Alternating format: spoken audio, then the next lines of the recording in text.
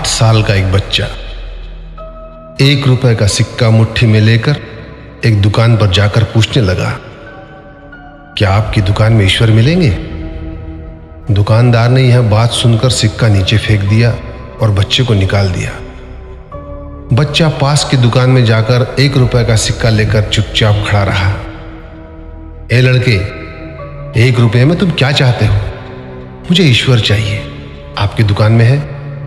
दूसरे दुकानदार ने भी भगा दिया, लेकिन उस अबोध बालक ने हार नहीं मानी। एक दुकान से दूसरी दुकान, दूसरी से तीसरी, ऐसा करते करते कुल 40 दुकानों के चक्कर काटने के बाद एक बूढ़े दुकानदार के पास पहुंचा।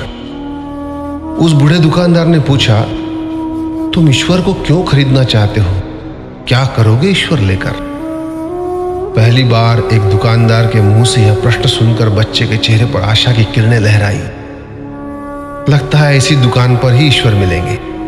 बच्चे ने बड़े उत्साह से उत्तर दिया, इस दुनिया में माँ के अलावा मेरा और कोई नहीं है। मेरी माँ दिन भर काम करके मेरे लिए खाना लाती है।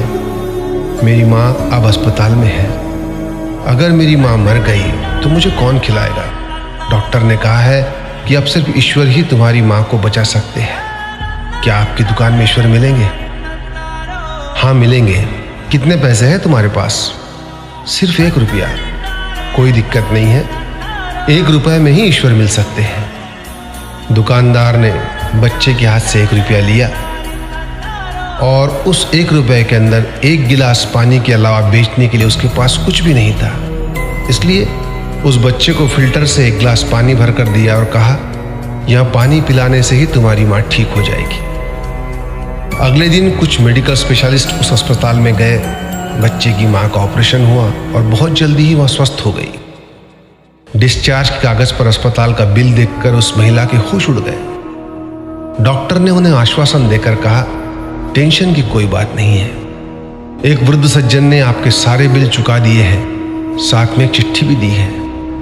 महिला चिट्ठी खोलकर पढ़ने लगी। उसमें लिखा था, मुझे धन्यवाद देने की कोई आवश्यकता नहीं है। आपको तो स्वयं ईश्वर ने ही बचाया है।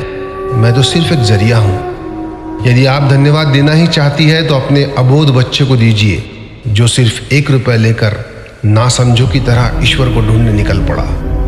उसके मन में यह दृढ़ विश्वास था कि एकमात्र ईश्वर ही आपको बचा सकते हैं। विश्वास इसी को कहते हैं। ईश्वर को ढूंढने के लिए करोड़ों रुपए दान करने की जरूरत नहीं होती। यदि मन में अटूट विश्वास हो तो वे 1 रुपए में भी मिल सकते हैं। आइए इस महामारी से बचने के लिए हम सभी मन से ईश्वर को ढूंढें, उनसे प्रार्थना करें। आपका दिन शुभ हो।